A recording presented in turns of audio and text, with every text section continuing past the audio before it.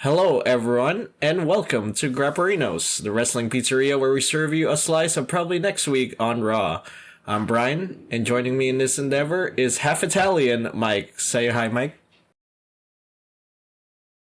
Wow.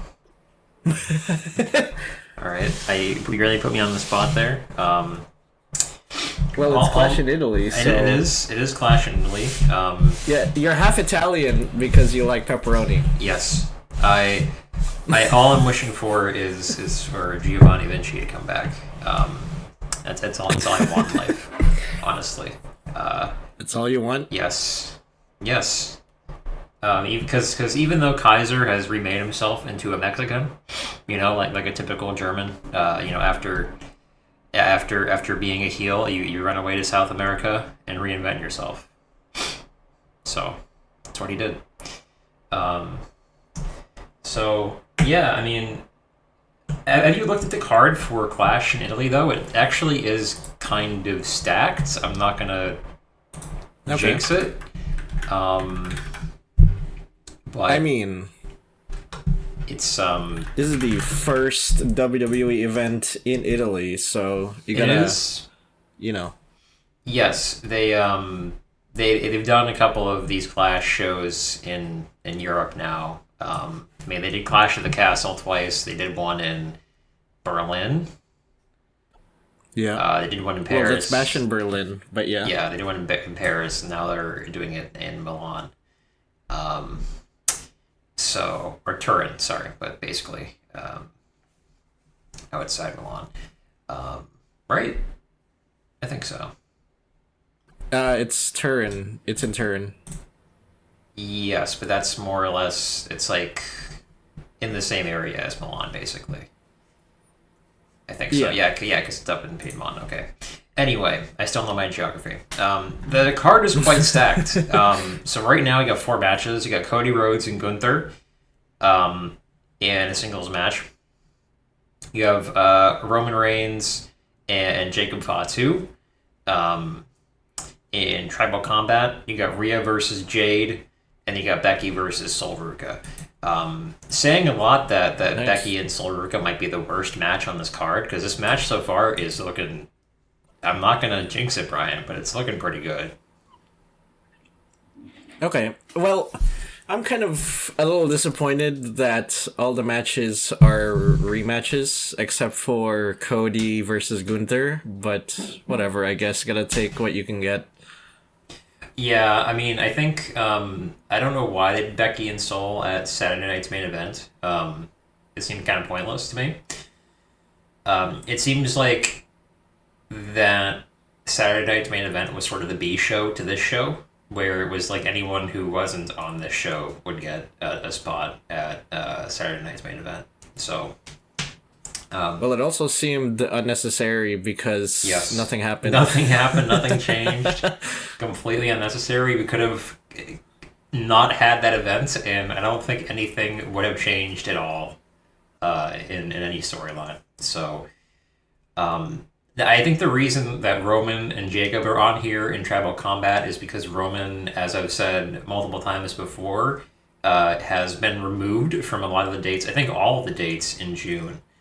So fuck being around for the summer, I guess, because Roman is taking a month off. So I'm thinking this is how they write him off for the next month until he comes back for the build to SummerSlam. So that's why I think Jacob and Roman are here in a tribal combat. So yeah.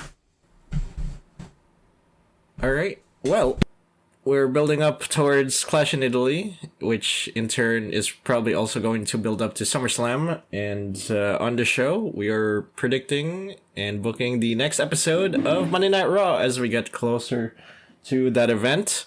And we do that according to these rules. And if you are or have been living under a rock, we've added quite a new stuff. Quite a new stuff. That's weird. But... we've added some stuff regarding backstage segments and ad-free segments. We are now predicting those up to 3. And we've also included rules regarding debuts and other things too. And you can see them on the screen right there. And after we tell you our predictions and bookings for the next episode of Monday Night Raw, we then watch the next episode of Monday Night Raw as it drops.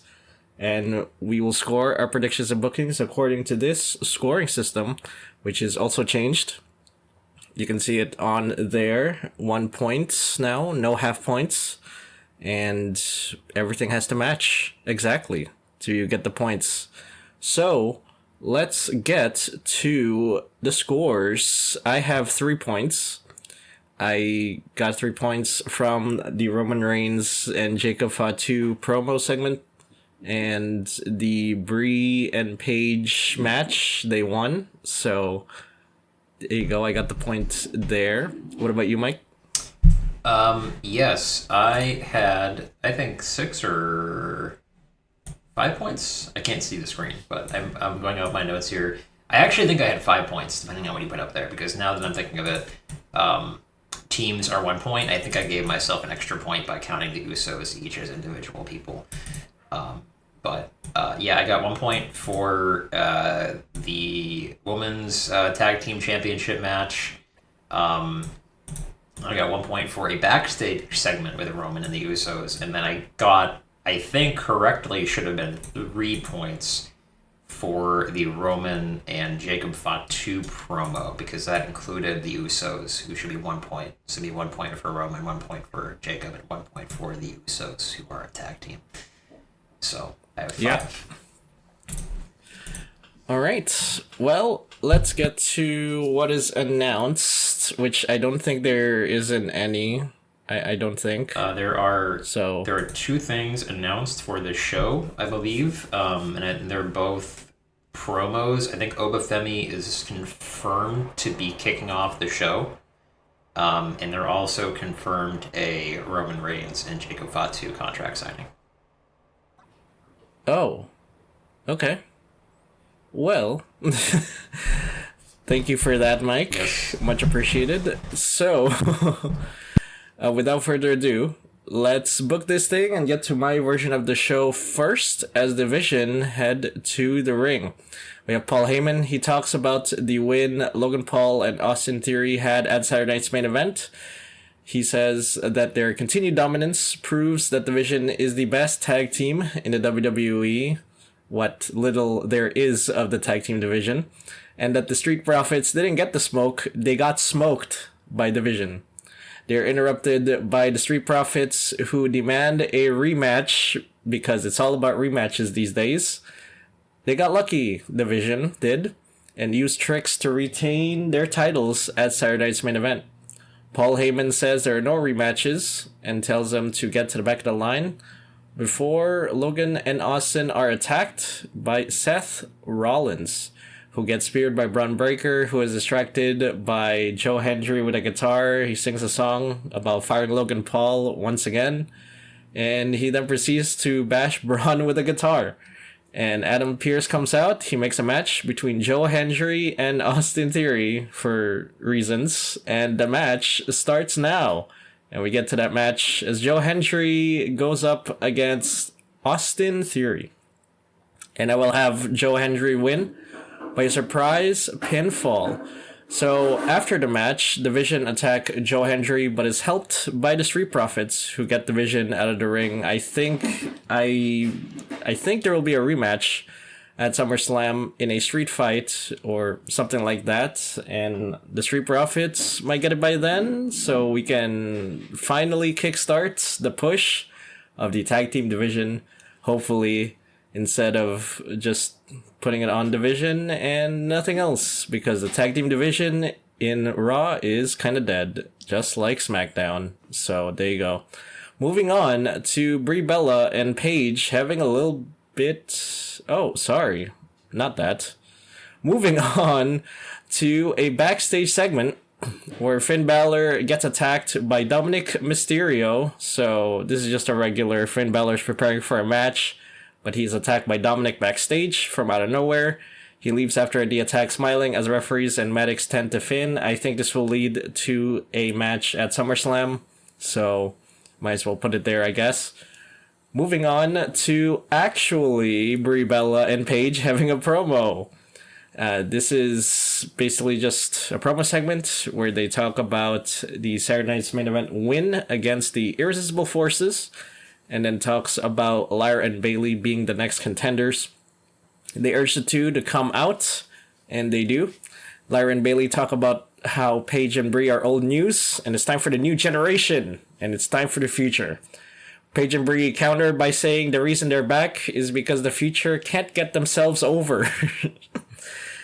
And there's a brawl ensuing after that, and Bayley and Lyra get the titles. They raise it to the audience to end the segment. This, I think, leads to a match between the two teams at SummerSlam, where they get the titles, finally.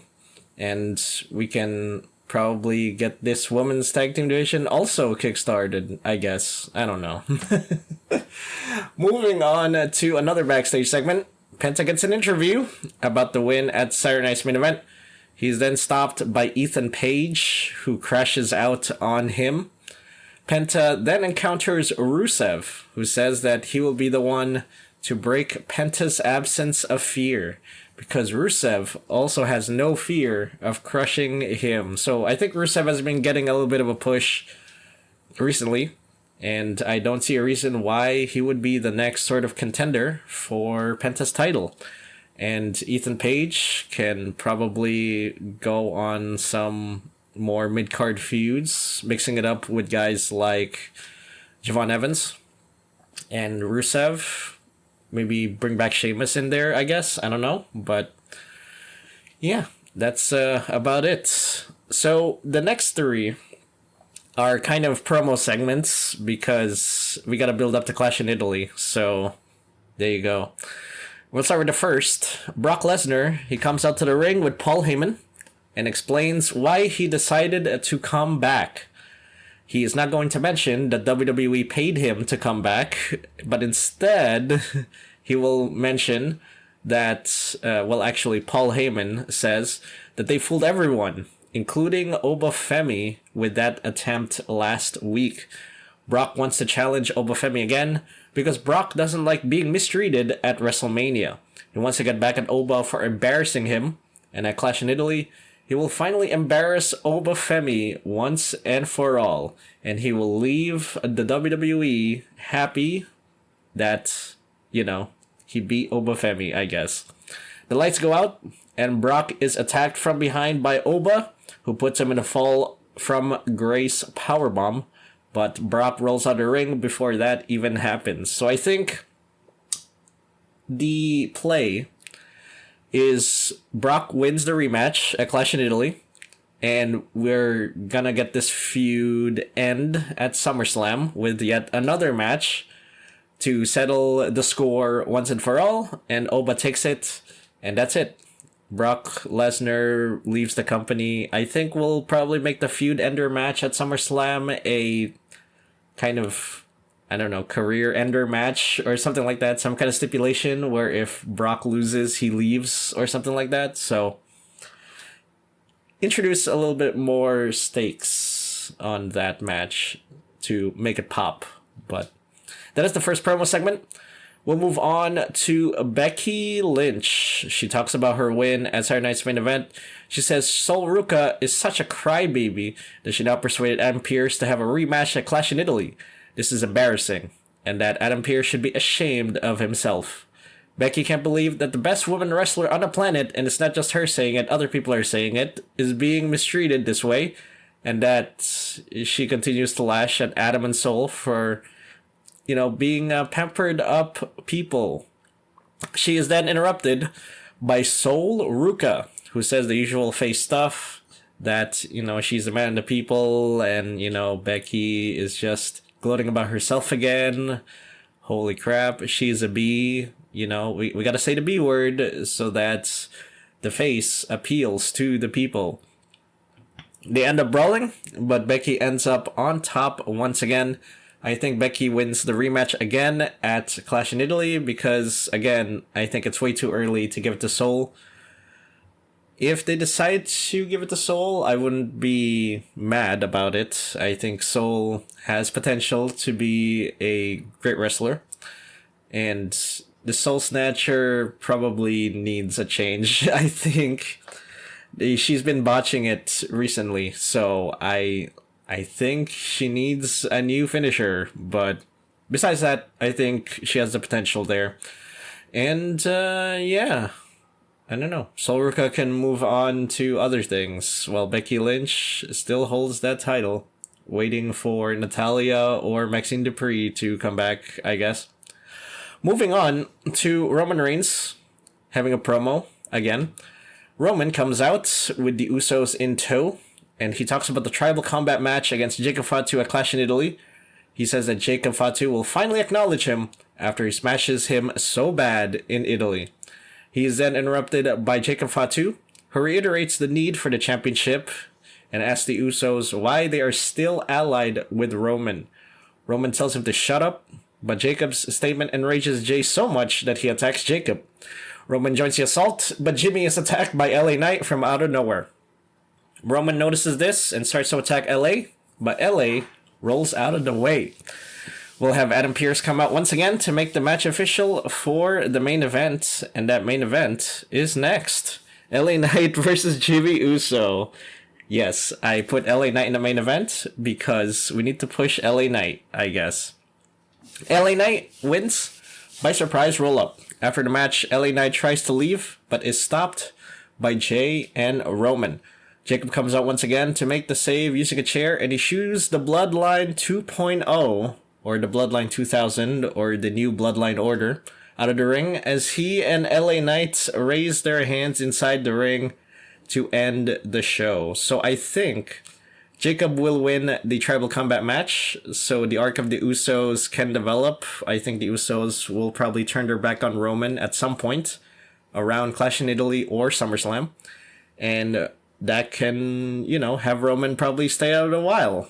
Because, as you said, Mike, they've been kind of cutting Roman out of the dates, so might as well not put the title on Roman anymore, so that we don't have a part-time champion. And all that. But I wouldn't be surprised if Roman wins, because I guess we gotta stretch this out until the Usos turn their backs on Roman, or something like that. So, whatever. Any questions? So, do you think that Soul takes it at Clash in Italy? I mean, I've seen a couple of people saying that they're going with an angle where she can't hit her finisher, and she'll probably change it. Do you think she wins? Oh, the you got worked finish. Okay. Yeah, the work finish. Yeah. I don't think Soul takes it at Clash in Italy. As I said, it's way too early, and I think that she needs a bit. Well, that finisher is one of those aspects, right? I think the way she's been botching it, she probably needs a new finisher, and she might need to improvise some sort of new finisher. I mean, the rest of her moveset is fine. I think that the finisher is probably the most important element. So it looks cool when it's done right, but when it's not done right, yeah, I guess you could compare it to maybe the GTS, I guess, in that when it gets executed correctly and as expected, it works. But when it doesn't, it just looks bad. So it's not like a tombstone where it doesn't matter if it's performed terribly, it still looks like a tombstone. But a soul snatcher is when done bad, it's just bad. So I don't know. I think Soul doesn't take it, and I think she is probably going to be inserted into more mid-card feuds and all that. So yeah. Who do you think challenges? Do you think Gunther takes it from Cody as well at Clash in Italy? Oh, this is more SmackDown, but oh right, my bad. I guess that's right. I guess what? Yeah, the other Raw fight on this card. Where do you think Jake? I don't think Jacob's taking it. Obviously, so I mean he could. he could take it, and then Roman gets written off for a month, and then Jacob maybe drops it at some point down the line. But do you think Roman drops it here? Probably not. And where do you think Jacob goes after this? Because it seems like he's kind of in this. He lost the opportunity to go after the main title against Drew, and now he's gonna lose twice against Roman for the title. So I don't really know where else he can go after this, since he's now lost 3 opportunities in getting the title. So, Well, I mentioned previously that the Usos are probably going to turn on Roman to side with Jacob. So that's what I think the end point is going to be, which is, I guess, Bloodline 2000. No, now that I think about it, but I think Jacob Fatu is going to be a heel in the future, maybe around later this year, and the Usos will join him to make a brand new faction, and he will use that power. And since I predicted that Jacob Fatu will get the title, he will use that title to sort of kind of be like Roman, I guess, but be more chaotic and sort of run wild over Monday Night Raw. And he'll be given challengers like maybe Javon Evans or someone like, again, this is like later this year or maybe next year. So it's probably going to be, I would say, yeah, Javon Evans or maybe Finn Balor at some point. Maybe CM Punk comes back and challenges Jacob Fatu. There's some interesting matchups there that you can make with Jacob. So that's why I would kind of have Jacob have the title and have the Usos turn on him to make this new faction. And then once that's done, maybe we can dismantle the Vision because it's been a curse and, all that stuff. Or maybe they can keep the Vision as a tag team because Lord knows that the tag team division needs more tag teams in this show. So yeah, I think the end point is the Bloodline 2000 with Jacob and the Usos, and Jacob wins the title, and Roman can stay out of it until maybe next year when he comes back, and we have again another rematch, I guess, and if the Saudis want it, and there you go, I guess. okay. Yeah, I mean, I can see it going either way. I mean, but I'd probably give it like a 60-40 for Roman to retain. It just seems awkward that Roman, after winning the title at Mania and making this big deal at getting it back and winning the Rumble, is going to have one feud before SummerSlam and then like fuck off for a month. Especially when he said he's going to be around the whole summer. It's like, oh, he's going to have one feud with Jacob Fatu for a month, and then he's gone until SummerSlam.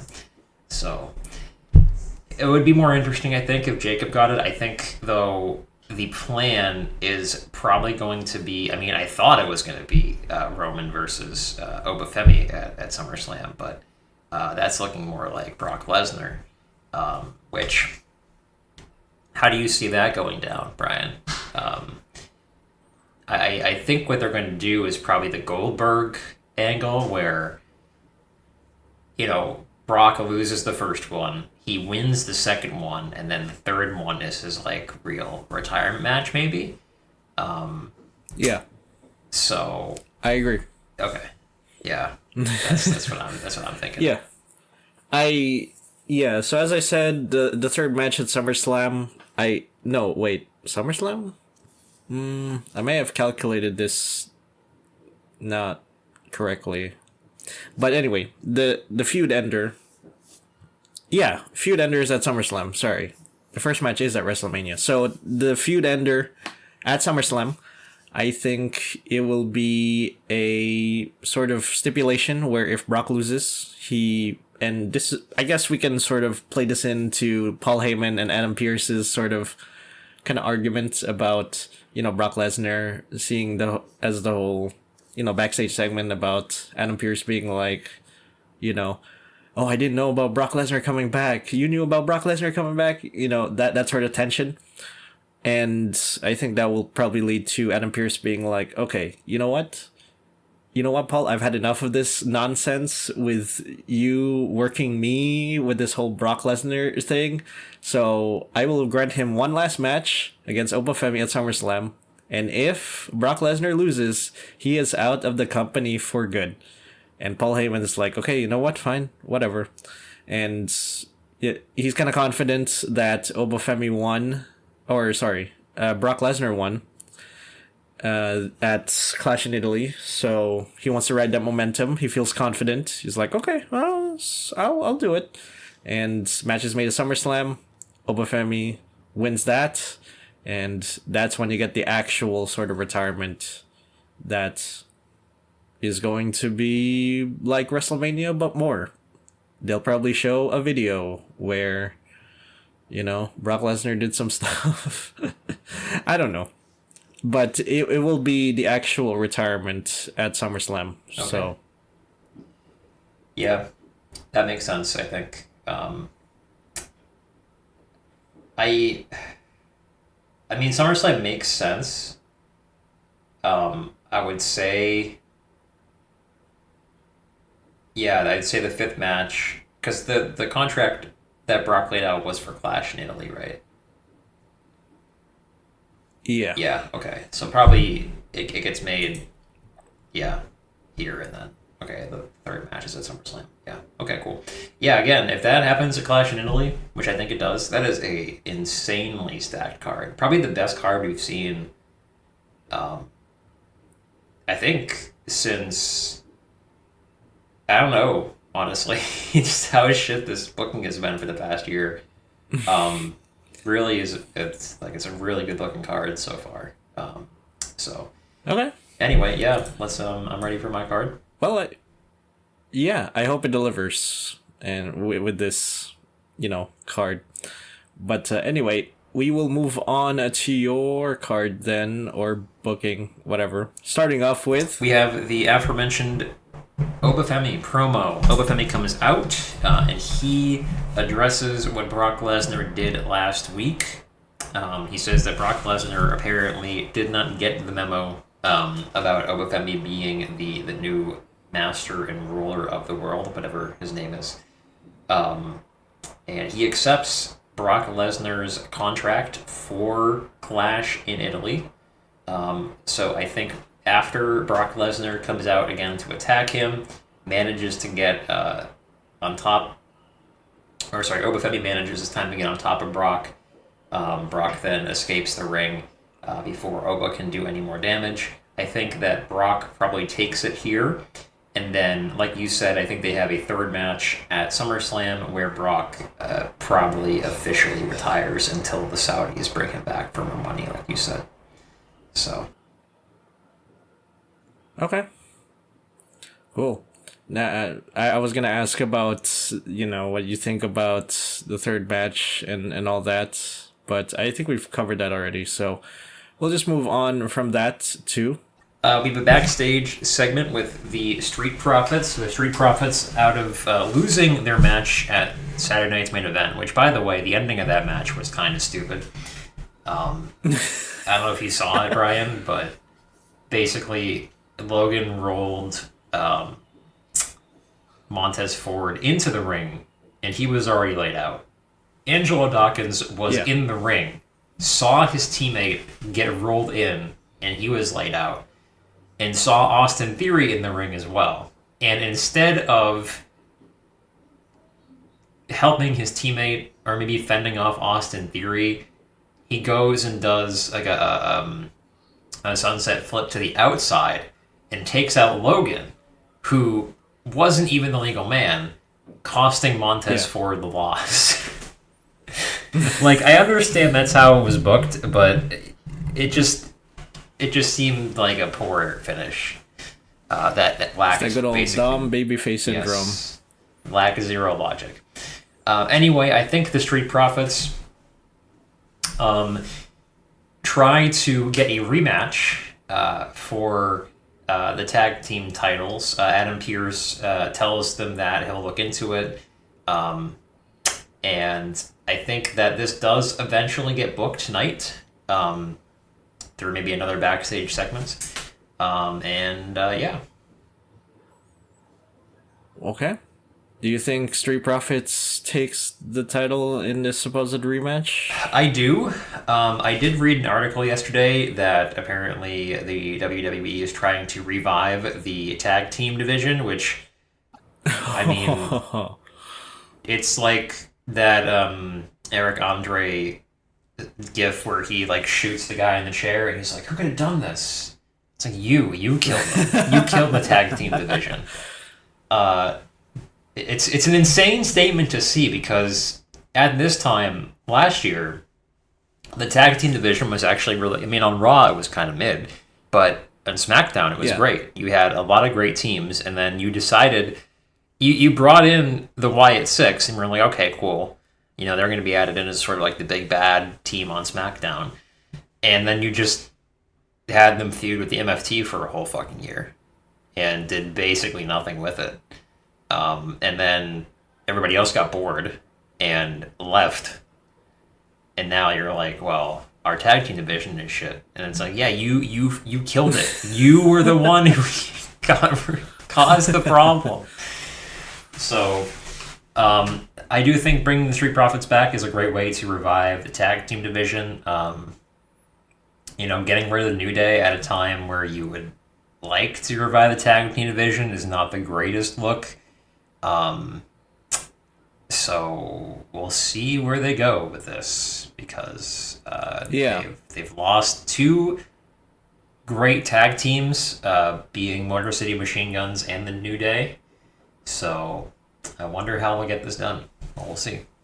Well, it's not only that. The whole road to the tag team division is just either we don't put any sort of tag team feuds on both Raw or SmackDown, or it's just like SmackDown, where the only tag team feud is the MFT versus the Wyatt Six, and it's just like, what? Why? So, yeah, it's just kind of ridiculous that now they would just focus on the tag team division after just laying off a bunch of people.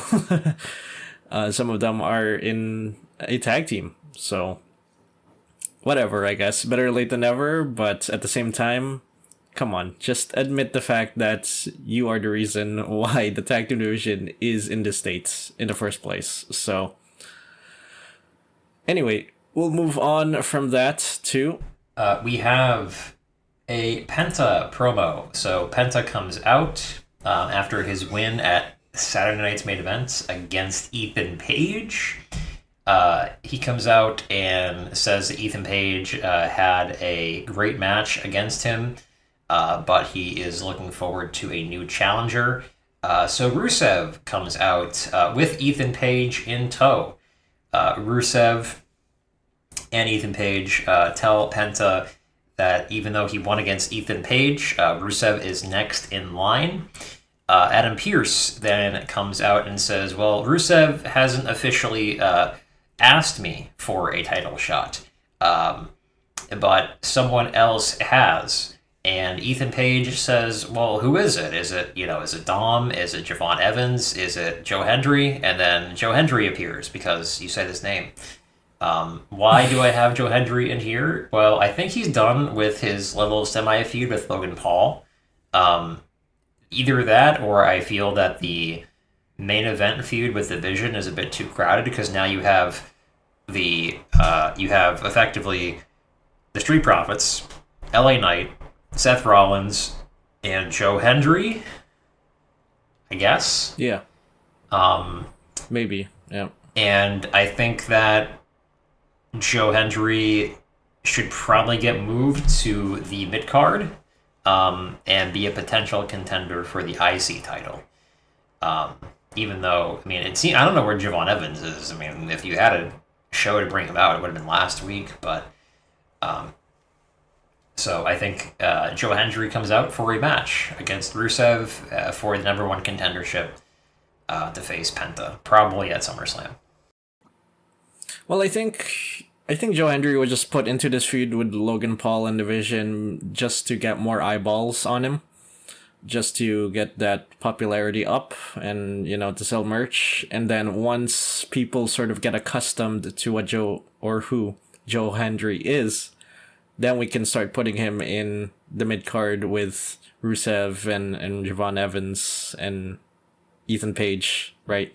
I think Joe Hendry is an upper mid card guy or mid card guy at best. I don't see him holding a world championship. Okay, I believe, but not like not like a full on believer. So, well, I don't know. That seems kind of contradictory, but I don't think Joe Hendry would be positioned in a way where he is a world champion like he would be in TNA. I think he would be more suited as a sort of mid-card guy. I could see him hold the Intercontinental Championship. Like, that's for sure what he is going to have maybe next year, but probably not the top title on Monday Night Raw. So, Yeah, I agree. all right. I think that's that. We'll move on to Joe Hendry versus Rusev, the number one contendership for the Intercontinental title. I think Rusev wins this one thanks to assistance from Ethan Page. I think this is the feud going into SummerSlam. You need a good face versus a decent heel, and that's what you get here. I think Rusev has been getting a mini push, and I think that he probably ends up taking it from Penta at SummerSlam. And then you can either go into, Joe Hendry versus Rusev or Ethan Page versus Rusev. okay. And we can move Penta into the upper card because it seems like he has put on a number of good matches, and I think he is a good candidate to be moved up to like the lower upper card where he's sort of like a fringe contender that they throw in there to be entertaining. So Yeah. Yeah, no, I definitely agree. I think Joe Hendry versus Ethan Page could be a decent feud for sure. I also think, Rusev has been getting pushes, so I do agree. He has the sort of legitimacy to the Intercontinental Championship. So I guess the question is since you don't imagine Ethan Page is sort of taking the Intercontinental Championship at some point, and with Joe Hendry, you're putting him into this picture. Would you see Ethan Page getting it next year around WrestleMania, or? yeah, probably next year around WrestleMania. I would say it's a good target for Ethan Page. Yeah. Okay. All right. I guess that's it. We'll move on from that too. We have a backstage segment, an interview with Becky Lynch. So Becky Lynch was interviewed about her upcoming rematch against Sol Ruca. Basically puts herself over for the match and says that Sol Ruca, she can't finish, she can't hit her soul snatcher. That's kind of a awkward name for a. It's a tongue twister, that yes. It's an awkward name for a finisher, even though it does look good when she hits it, but I think she's been botching it as of work, and I think she's going to change her finisher. And I think that happens at Clash in Italy. Yeah. I think Becky puts herself over for the match, and I personally think that Sol probably takes it because I don't know who the hell else Becky would be facing. Interesting. Okay. All right. So, I guess, do you see this feud still continuing to SummerSlam and beyond, or do you see Becky Lynch kind of facing a new person? I think Becky goes away for a while. I mean, she's carried this title probably about as far as she can.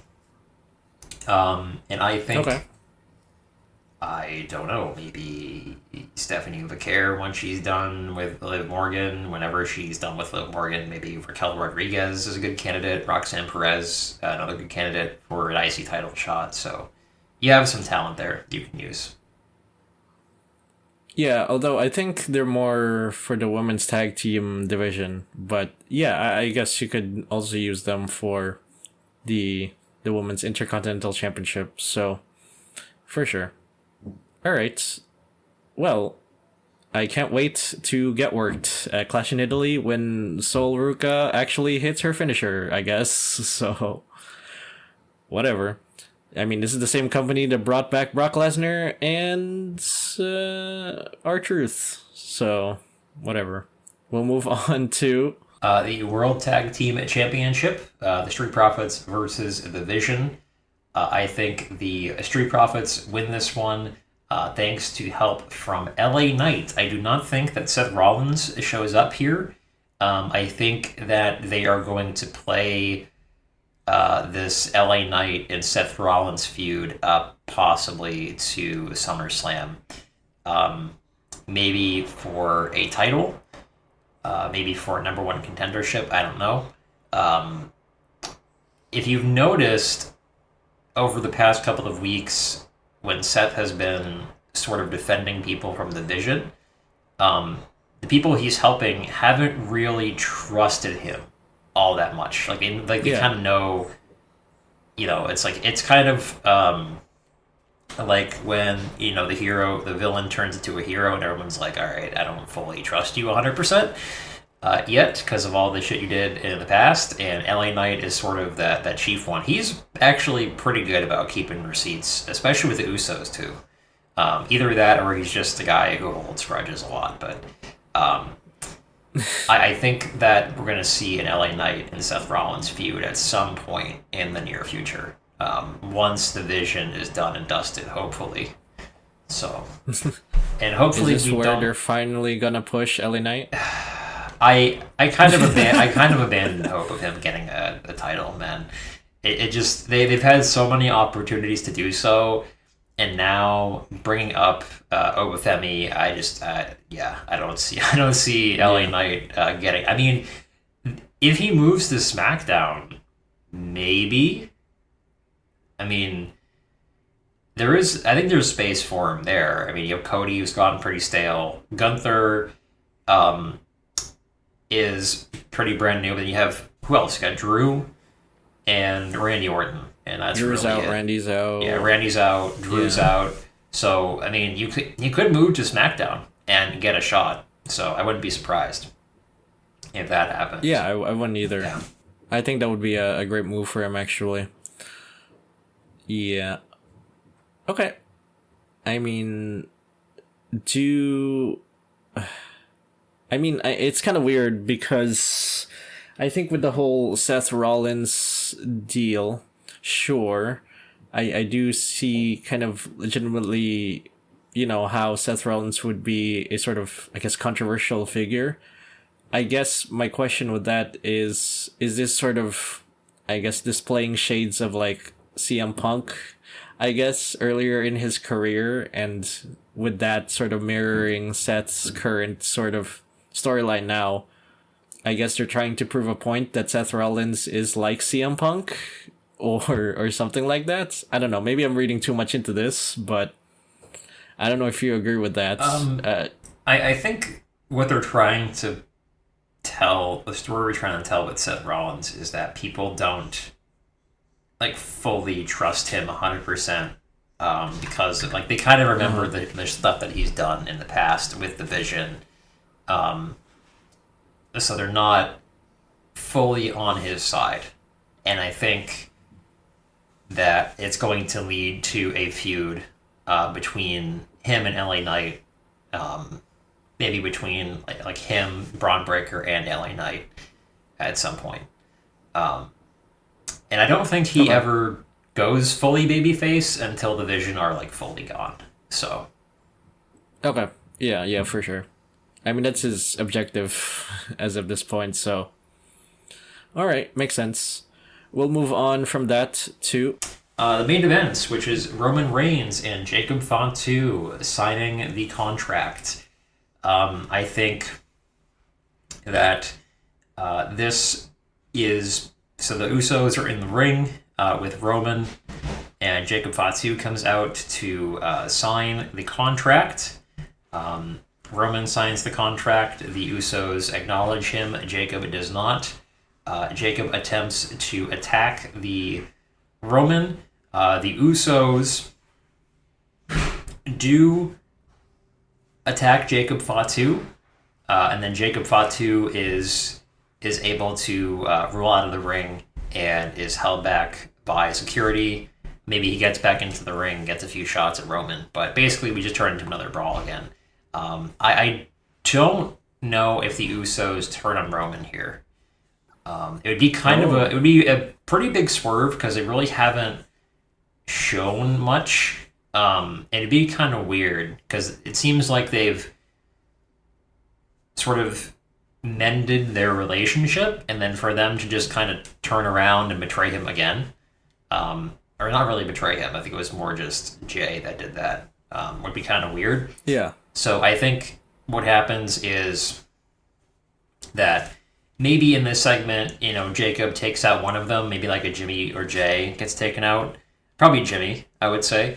And meaning that there's one less Uso at Tribal Combat. And then Roman still wins, but I think he gets kayfabe hurt in some fashion, to where Jacob, where we can write off Roman for a month. So, that's the thing about Tribal Combat is that there are interventions are not allowed, or no one can intervene in the match, whereas Bloodline rules. Right, I keep mixing them up. You can have the Bloodline. I know this like Samoan tradition, stipulation matches are, confusing, but So is it a no DQ beyond interference? It's no DQ, no interference allowed. Okay. And Bloodline rules is interference is allowed. Okay. Yeah. That's what separates the two. Okay. So I think that, Roman wins, but he's kayfabe hurt and it's taken out for a month. Wow, a month. Yep. So you think he will return? I think that puts it after SummerSlam, right? So maybe the Raw after SummerSlam, right? No, I think he returns for SummerSlam because after this will be June, and then July is when he comes back, just in time for SummerSlam, which is the beginning of August. And then you imagine he would have another match with Jacob there? Seeing as it's probably going to be Oba and Brock, I don't know. Could be LA Knight, could be Seth Rollins, could be Braun Breaker. Any of those three. Okay. Yeah. Okay. Interesting. So, just to be clear, Clash in Italy, you think Roman Reigns is going to lose? Am I right? No. I think Roman wins. But I think Roman... But he gets laid out after the match. Yeah, he gets laid out after the match, maybe. I see. And he's written off for a month because he was taken off of all the dates in June. And then he comes back, first Raw in July on the build to SummerSlam. And then maybe we have a number one contendership match at whatever, if there's a Saturday night's main event or something in July or whatever. I don't think we have a show in July, do we? We don't have pay-per-view in July. No, I don't think so. No. Unless there's a Saturday night's... I think there's a Saturday night's main event that month. We'll probably have a number one contendership match there. Maybe between LA Knight, Braun Breaker, and Seth Rollins. And whoever wins that goes on to fight Roman at SummerSlam. Where LA Knight can job once again and be named the Golden Jobber. Yes, as is tradition. As is tradition.